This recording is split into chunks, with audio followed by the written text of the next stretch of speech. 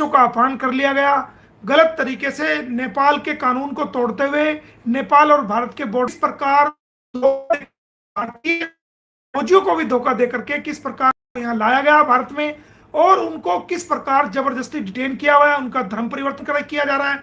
और सचिन इसमें डायरेक्ट रूप से शामिल है, सीमा खुद शामिल है, और सीमा और सचिन के अलावा जो जो लोग भी इसके शामिल है, चाहे वो कोई भी है, उन लोगों के खिलाफ कानूनी कार्रवाई की जाए, उनके खिलाफ एफआईआर दर्ज करके और उनको पूछताछ के लिए नेपाल बुलाया जाए और उनको कोर्ट में पेश किया जाए, उनका रिमांड लिया जाए और उनको तमाम उनके स्टेटमेंट को रिकॉर्ड किया जाए और उनको जेल में बंद किया जाए नेपाल की।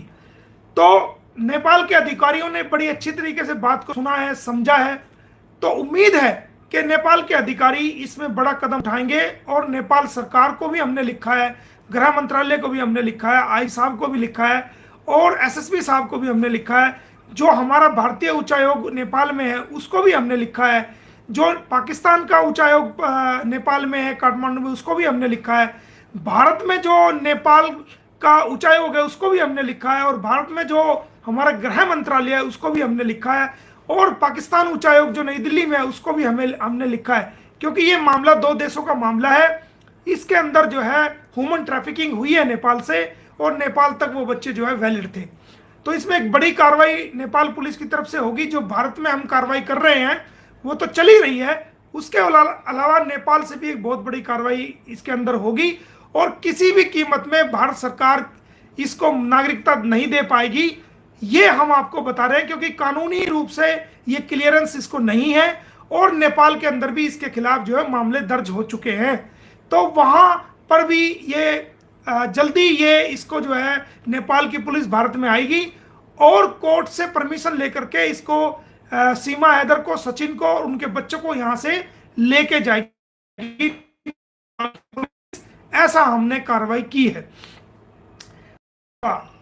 कुछ बातें ऐसी भी आई हैं कि जो आज 10 तारीख थी, 10 तारीख को गुलाम हैदर का यहां पर गवाही होनी थी और उसको भारत में आना था।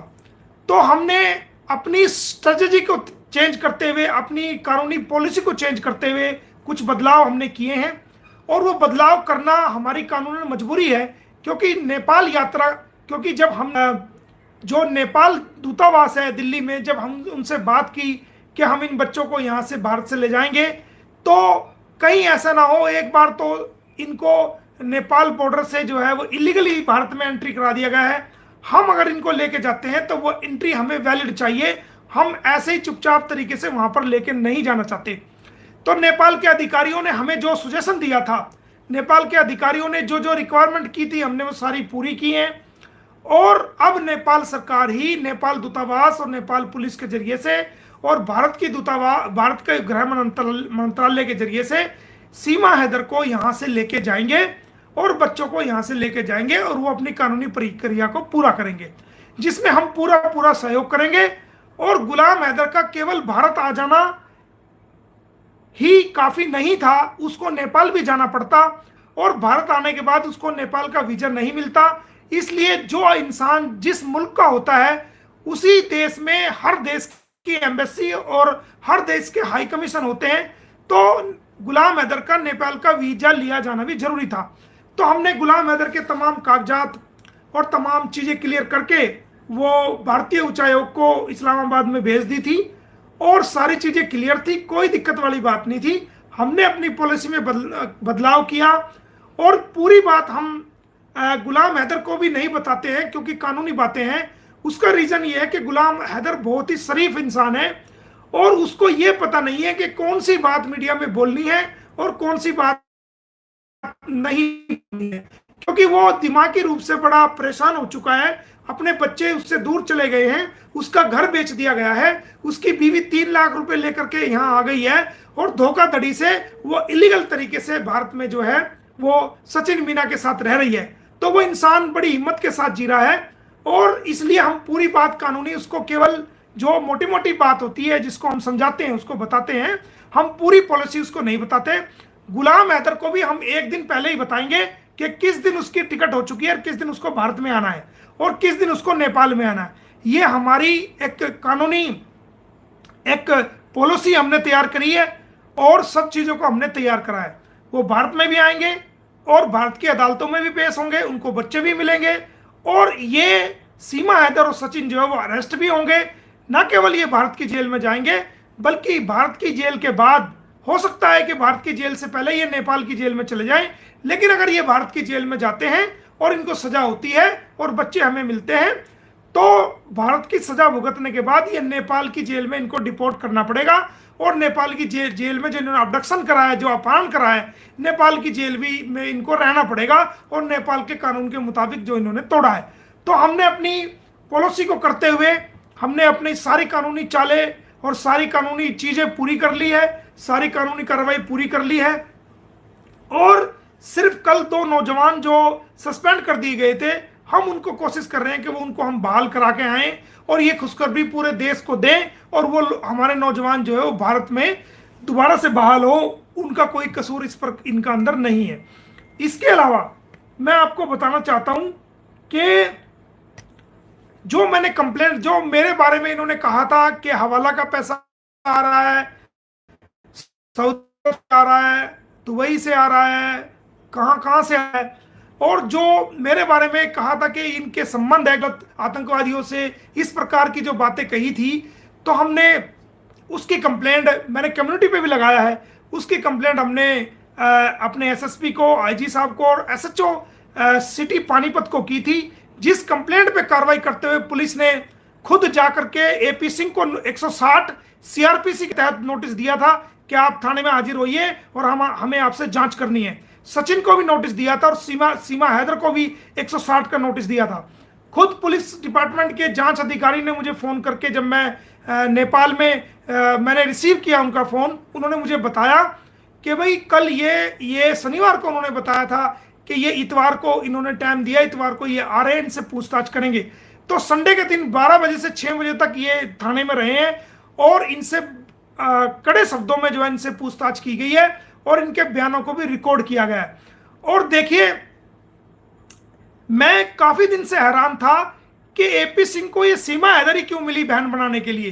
तो वो आज मेरी समझ में आया है कि वो एक झूठा दूसरा महाझूठा, एक झूठी दूसरा महाझूठा, यानी कि आया तो खुद मेरी कंप्लेंट में और बाहर निकल के इंटरव्यू दे रहा है कि वो जी हमने कंप्लेंट की थी मोमिन मलिक की, हम तो बयान देने आए थे, हम तो कार्रवाई करने आए थे। पत्रकार को जबरदस्ती बता रहा है। और इसकी एक गंदी आदत देखिए, ये जिस भी चैनल पे इंटरव्यू देगा सबसे पहले क्या कहेगा, आप बहुत अच्छे पत्रकार हो, आपका चैनल बहुत अच्छा है।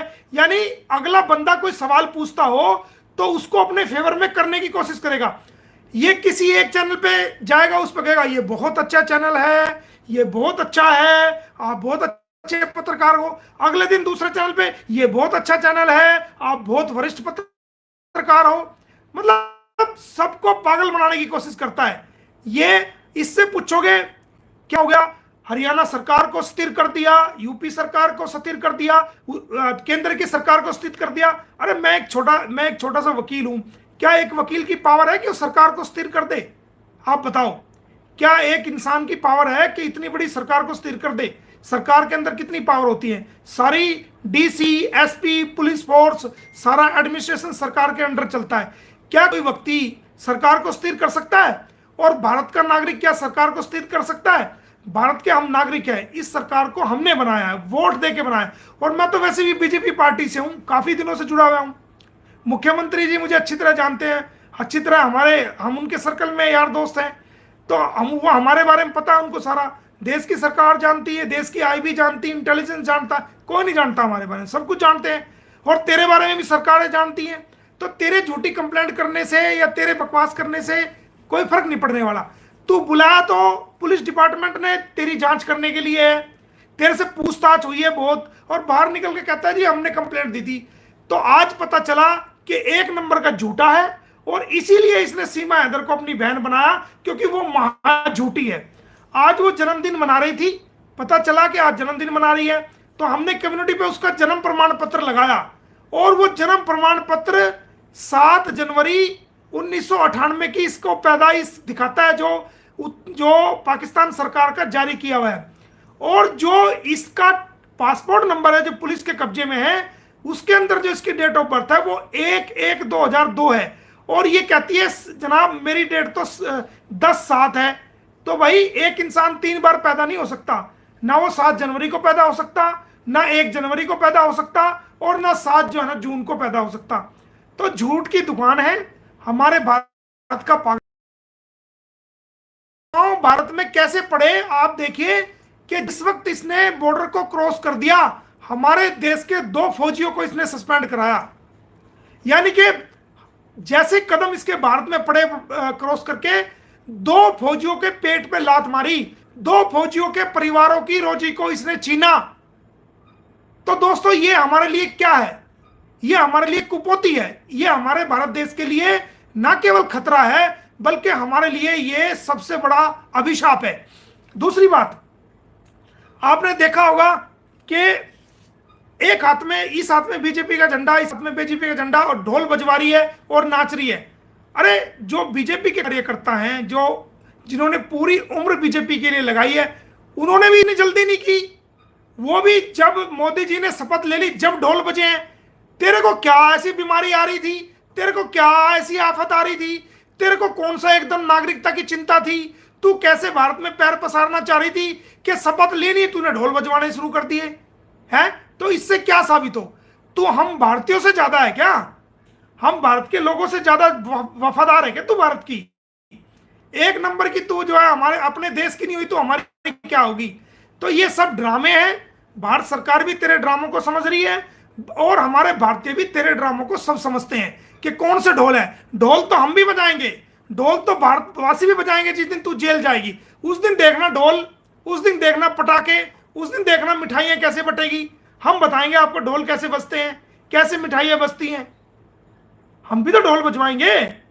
और ये तेरा भाई जो महा झूठा है, और इसने 10 जगह कंप्लेंट दे रखी। इसने रबूपुरा थाने में कंप्लेंट दी, इसने दिल्ली पुलिस में कंप्लेंट दी। दिल्ली पुलिस के कुछ नौजवान मेरे घर पूछताछ करने के लिए आए थे, तो उन्होंने बताया कि वो नेपाल गए हुए हैं। तो फिर मैंने उनको कहा मेरा नंबर दे देते, कोई दिक्कत नहीं। दिल्ली कंप्लेंट करी इन्होंने पानीपत, सोनीपत, चंडीगढ़, कहाँ कहाँ कंप्लेंट करी।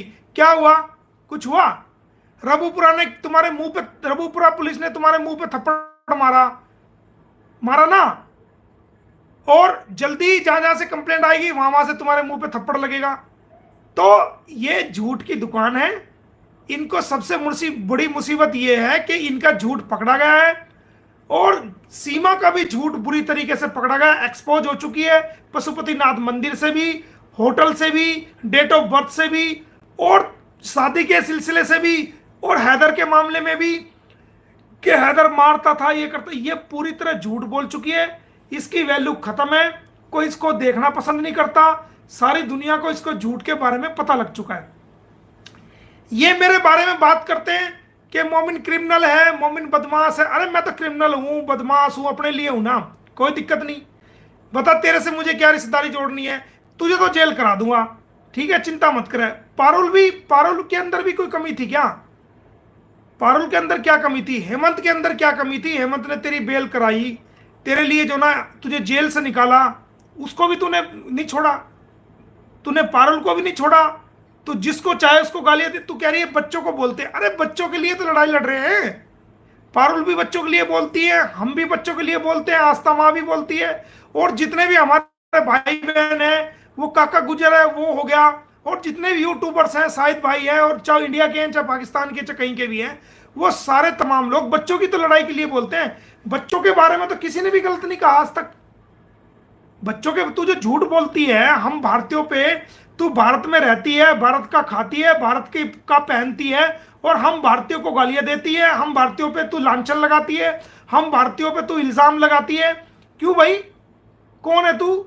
है कौन तू हमारे भारत में रह करके हम भारतीयों पर लांछन लगाएगी, हम भारतीयों पे झूठे इल्जाम लगाएगी कि मेरे बच्चों को कह रहे थे। अरे तेरे बच्चों के लिए तो भारतीय लड़ाई लड़ रहे हैं। तेरे बच्चों को ही तो हमने हैदर को दिलवाना है और तुझे जेल करवानी है। हमारे तो 2 मकसद है, तुझे जेल कराएंगे और तेरे बच्चों को हैदर को दिलवाएंगे। हमारे 2 मकसद हैं। मुझे क्या मिला? मेरे बारे में तूने इतना किच्चड़ उछाला, मेरे दुश्मनों को भी अपने साथ लगा लिया। लगा ले, पहले भी जेल कटवाई है और जेल कटाऊंगा उनको, चिंता ना करें। 4 साल से मुकदमे झेल रहे हैं ना, 10-10, 15-15 मुकदमे, और यही हरकतें करेंगे तो 20 मुकदमे और डालूंगा कम से कम, और 20 साल कोर्ट के चक्कर और कटाऊंगा। अगर यही नीच हरकत करेंगे तो करो ना, मेरा तो रोज का काम है ये, वकील हूं मैं। पर्सनल अटैक करेंगे या पर्सनल इस प्रकार की हरकत करेंगे तो जो तुम्हारा कुछ काम होने वाला भी था ना वो भी नहीं होगा, और 20 मुकदमे डलेंगे तुम्हारे पे, और 10 साल तुम्हें जो ना कोर्ट के चक्कर कटवाऊंगा। 5 साल तो हो गए चक्कर काटते हुए। तो ये तुम्हें डिसाइड करना है कि तुम्हें 10 साल और चक्कर लगाने हैं कोर्ट के, या दोबारा जेल काटनी है, या फिर तुम्हें ठीक चलना है, ये तुम डिसाइड करो। और दोस्तों, ये एपी सिंह एक नंबर का झूठा इंसान है, बाहर जाके गलत इंटरव्यू दे रहा है। इसको मेरी कंप्लेंट में बुलाया गया था और मैंने वो कंप्लेंट आप सबको दिखाई भी है। एक बार भी मैं दोबारा आपको वो कंप्लेंट दिखा देता हूं कि जिस कंप्लेंट पर इसको बुलाया गया था। ये आप देखेंगे, ये वो कंप्लेंट थी जिसके अंदर जो है, ये आप देखेंगे थाने की मोहर भी लगी हुई है, और इसके अंदर